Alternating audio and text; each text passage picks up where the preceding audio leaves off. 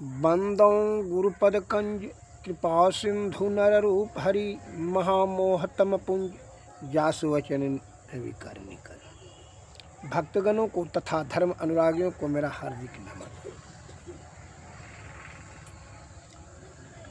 मनुस्मृति में शब्द आया है प्रवृत्तम कर्मम ससेव्यम देवाना एति सम याताम निर्वितम।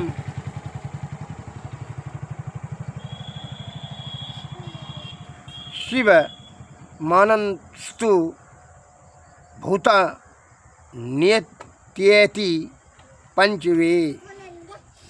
प्रवृत्ति कर्म करने से देवताओं के समान होता है और निवृत्ति कर्म करने से पृथ्वी आदि पंचभूतों को विजय करता है। अर्थात पंचभूतों से जन्म होता है, उसको विजय करने से फिर जन्म नहीं होता है, अर्थात जीवन मरण से मुक्त हो जाती है।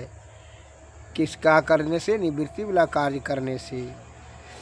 जो ज्ञान पूर्वक जो कर्म किया जाता है निष्काम भाव से, उसे निवृत्ति कहा जाता है। और मनोवांछित फल प्राप्त करने के अभिप्राय से जो कर्म किया जाता है वह प्रवृत्ति कहलाता है। निवृत्ति कर्म करने से क्या होता है?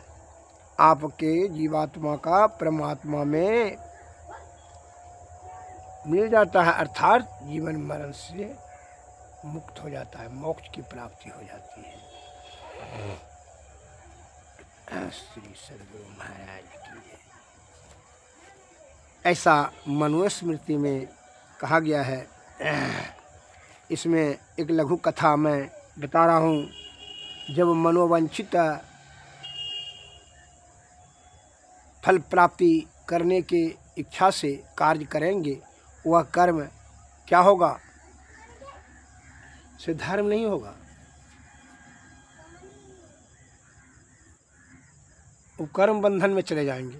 और कर्म बंधन जो है, जाने का मतलब है कि कुकर्म अगर यदि हुआ तो उससे पाप होगा, और केवल कर्म हुआ तो धर्म नहीं होगा। जिसका तस रहा क्या मन के इच्छा पूर्ति करने के लिए आप कर्म कर रहे हैं। बेटा को संपत्ति बना करके देना, क्या ये धर्म होगा आपका? अत्यंत बेटा बेटी को विद्वान बना देना, या बलवान बना देना, या अहंकारी बना देना, या आपका धर्म थोड़ी होगा।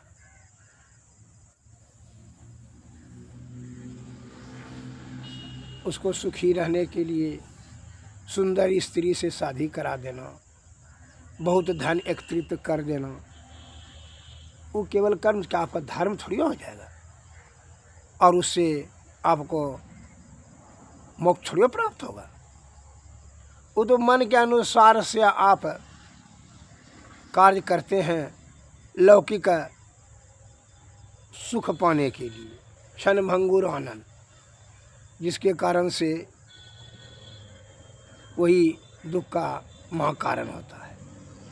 कर्म बंधन के चक्कर में निष्काम भाव से जो कर्म किया जाता है ज्ञान से, उसे ही निवृत्ति कहता है। वही निवृत्ति से धर्म की होती प्राप्ति, और धर्म से क्या होता है?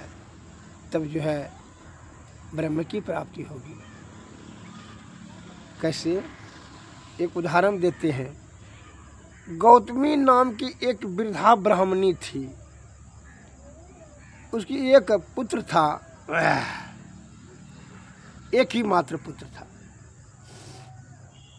उसको पुत्र को सांप ने काट लिया, वह मर गया। और वही गांव में शिकारी था, सांप को पकड़ने वाला, व्याधा शिकारी जिसको कहते हैं, सपेड़िया। उस सपेड़िया ने उस सांप को पकड़ लिया। अब वो सपेड़िया कहता है वृद्ध महिला से, ब्राह्मणी से, कि यही सांप ने तुम्हारा बेटा को जो काटा है इसलिए मर गया। यही सांप पापी है, इसको हम पकड़ लिए हैं, तुम यदि आज्ञा दो तो इसको हम टुकड़ा टुकड़ा कर देते हैं।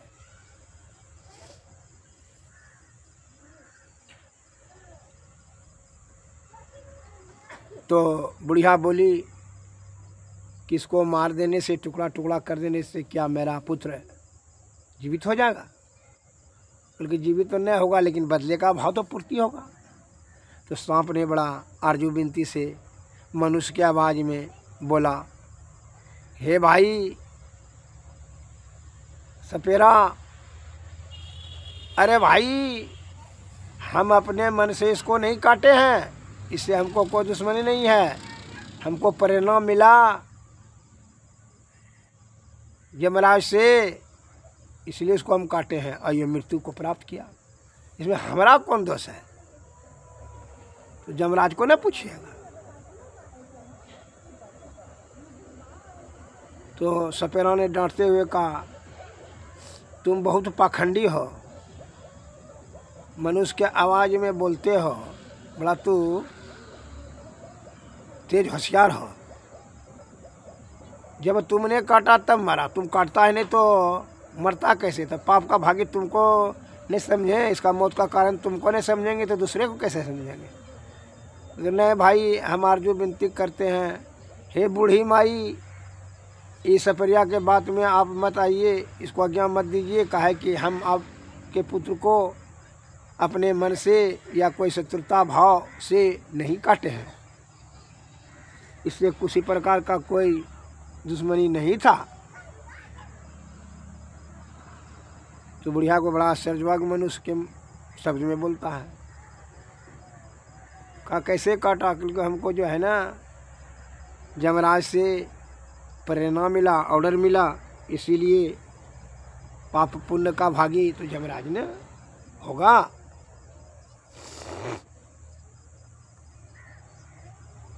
तो यमराज पर जब मिथ्या आरोप लगा रहा था, यमराज प्रकट होकर के आए मनुष्य के रूप में और कहा, ए सर्प, अरे तुम हमको काहे बदनाम करने में लगे हुए हो? हम भी तो धर्मराज के अधीन में हैं। उन्होंने हमको ऑर्डर दिया कि उसका कर्म का फल जितने दिन तक उसको जिंदा भाग में था रहना, तो हमको आदेश दिया, तो हम जो है तुमको आदेश दिया, काटा, मृत्यु को प्राप्त किया।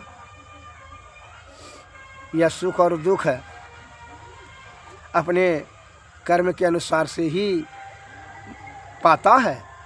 हम लोग तो उसके कर्म का फल उसको मिले ऐसा विधान करते हैं। यह बालक अपने पूर्व जन्म के ही कर्म दोष से अकाल मृत्यु को प्राप्त किया है। यह सुनकर ब्राह्मणी गौतमी का पुत्र शोक दूर हो गया।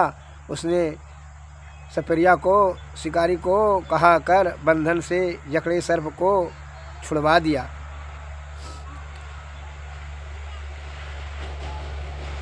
सर्प ने अपने प्राण बचाने के लिए बहुत चेष्टा की, लेकिन व्याधा समझने के लिए प्रयत्न ही नहीं किया, मान ही नहीं रहा था। इतने में सर्प के कहने पर वहाँ शरीरधारी मृत्यु देवता उपस्थित हुए। तो उसने कहा, अरे भाई मैं भी तो बस में हूँ, संपूर्ण लोकों के नियंता काल भगवान जैसा चाहते हैं मैं वैसा ही करता हूँ। याद बालक की मृत्यु में न सर्प का दोष है, न मृत्यु का और न मेरा ही। अपने कर्मों के ही बस में है, अपने कर्मों के अनुसार हुआ जन्मता है और कर्मों के अनुसार से ही मरता है। ऐसा कहा श्री सद्गुरु महाराज की। इस शब्द को सुन करके बूढ़ी माता का जो है पुत्र मोह दूर हो गया, उनको आत्मा में ज्ञान का प्रकाश जागृत हुआ। इसका यथार्थ कहना है, सही कहना है।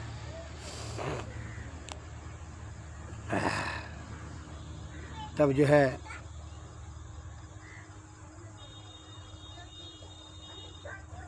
सबको छुड़वा दिया। इसलिए कर्म कुकर्म से जो करके आप अनादिकाल से पाप संचित किए हैं, उससे अगर आप निवृत्ति चाहते हैं तो उसके लिए सत्संग भजन सद्गुरु के शरण में जाएं और उनकी कृपा से आपका पाप ताप संताप रोग शोक दुख सुख सब दूर हो जाएगा। कहा कि संत वाणी में बताया गया है,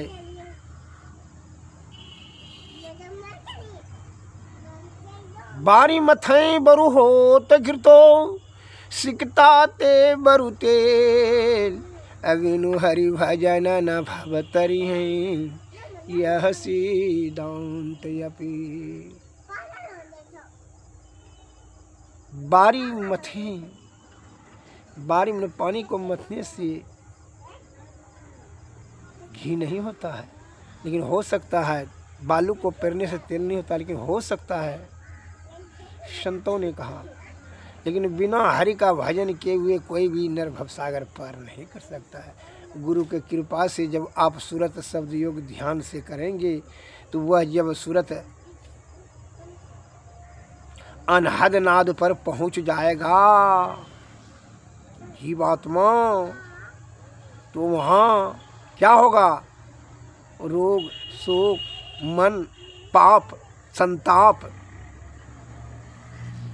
जल के राख हो जाएगा, रहेगा ही नहीं। जैसे कई वर्षों से कीचड़ से आयुक्त सोना अगर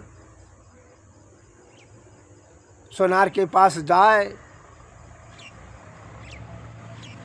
तो वह तेजाब का पानी दे करके और अन्य यंत्र विधि से साफ कर देता है, चकाचक हो जाता है, कीमत तो उसका फिर ज्यों का त्यों। तो ये जीवात्मा यह सप्तऋषि के चक्कर में फंस करके विषया आसक्त हो करके जो पाप जमा किया, तो सद्गुरु के शरण में जाएंगे, वही सूरत शब्द योग मानस जप मानस ध्यान दृष्टि साधन सूरत शब्द योग जब बताएंगे तो यह प्रणव बिंदु पर सुषुम्ना नाड़ी में होते हुए ज्योति मंडल और अनहद नाद में जब जाएगा तो मन से ही नहीं किया जाता है पाप। तो अनहद नाद में जाने के बाद मन का वहाँ पहुँचे समाप्त हो जाता है। उसके द्वारा किया गया ताप पाप सब जल के राख हो जाता है। जैसे पहाड़ के समान कचरा जमा है और एक तिल्ली अग्नि दे दिया जाए तो जल कर राख हो जाएगा। उसी प्रकार कहे ज्योति मंडल में, अरे एक सूर्य ने आप देखते हैं यहाँ, वहाँ हजारों करोड़ों लाखों सूर्य है, चंद्रमा का गिनती नहीं है। अब मन का तो वहाँ पहुँचे नहीं है उसके मंडल से, तो पाप वहाँ नहीं जलेगा। पाप तो एक तरीका से कचरा न है ये, तो कचरा वहाँ अनहद नाद पर जब चला जाएगा जीवात्मा, तो कचरा तो पहले यहाँ तो ज्योतिय मंडल में जल के राख हो जाएगा। वो वहाँ तक पहुँचेगा कैसे? मन ही नहीं पहुँचेगा। मन के द्वारा जो पाप किया जाता है वह नहीं पहुँचेगा। मनोवांछित फल प्राप्त करने के अभिप्राय से जो कार्य किया जाता है उसी ने को प्रवृत्ति कहता है, और प्रवृत्ति से ही न पाप होता है जी। इसलिए ज्ञान के द्वारा कर्म करने से निष्काम भाव से वह निवृत्ति कहलाता है, वह धर्म होता है। और धर्म से ईश्वर की प्राप्ति होती है, इसमें संशय संदेह नहीं है। श्री सद्गुरु महाराज की जय। श्री सद्गुरु महाराज की। इसलिए गुरु के शरण में जाओ, दूसरा कोई उपाय नहीं है। बिन गुरु नर भाव तरई न कोई, जौ हरि बिरंकी शंकर सम होई।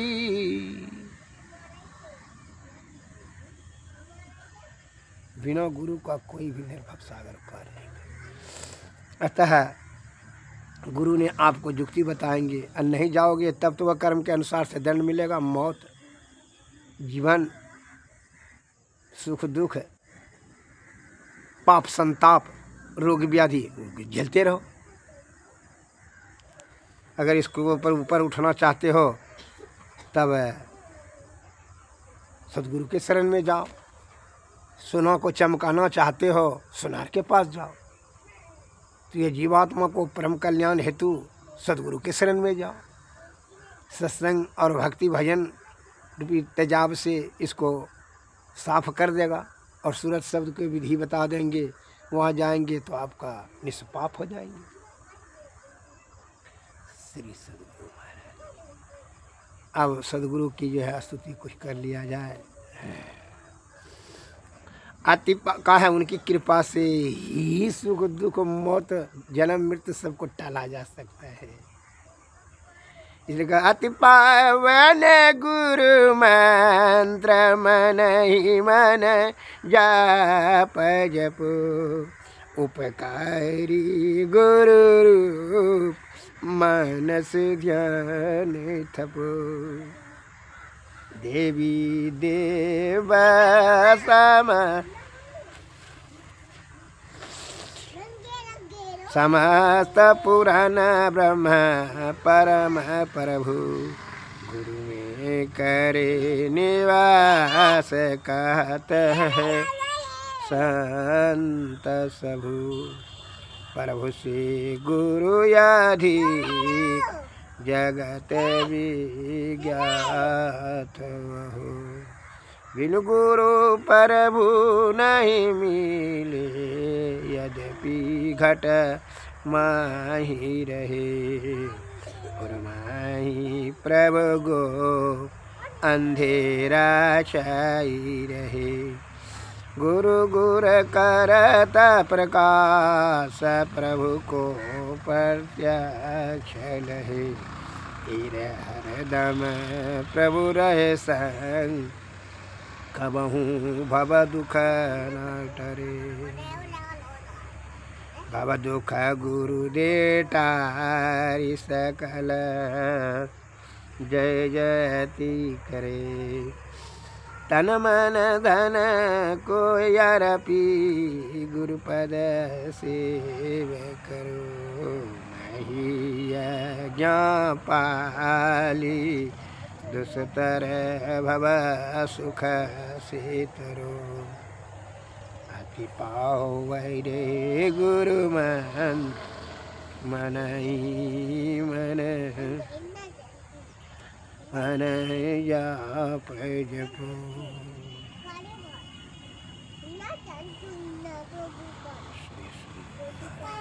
श्री सद्गुरु महाराज की जय। सद्गुरुवे नमः। सद्गुरुवे नमः। सद्गुरु जय जय।